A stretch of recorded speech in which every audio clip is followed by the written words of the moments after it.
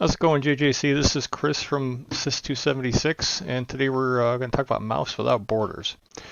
So, found this neat little software here. Was introduced to me by my professor for Sys276.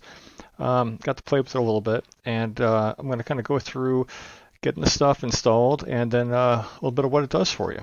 Okay, so first thing we're going to do is we're going to go ahead and we're going to go to the Microsoft Download Center, and we're going to navigate to that.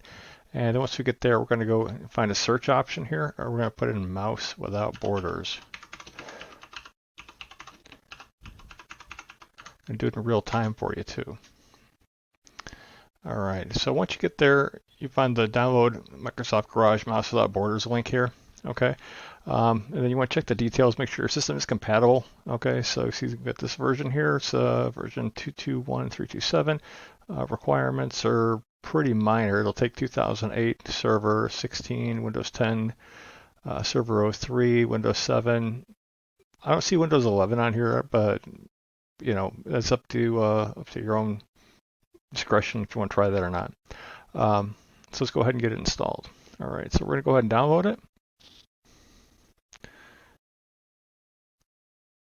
Now, once it downloads, okay, then we are going to go ahead and get that guy installed. Okay, so here it goes. All right, got the downloads folder open. We're going to go ahead and install my mouse without borders here. Go in here, accept terms of use. All right, and then that's it. It's pretty easy. It's a real lightweight type system. Okay, so once we get that guy installed, then we are going to go ahead and go to the link they gave for us here on the desktop here, and we're going to go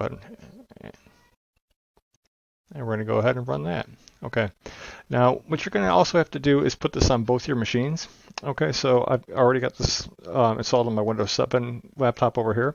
So we're going to go ahead and apply. It's going to want you to put in a security key, okay, in both machines, okay, which I've already done. All right, so what you would otherwise have to record this number, put it in your other machine. All right, go ahead and apply that, start it up. Okay, and then it's connected. Once it's connected, then you'll be able to actually run your mouse over to the other machine and drag and drop files and do everything with this. And it should be pretty straightforward. It's almost like having a connected monitor, except for this will actually go to another machine. So in this case, there's a few things you can do. You can check some options here, like wrap your mouse, and this will let you run your mouse from one side of the screen to the other through both computers. It's kind of fun. And besides that, you can drag and drop files. You can take things, record them, and have a lot of fun. Thanks.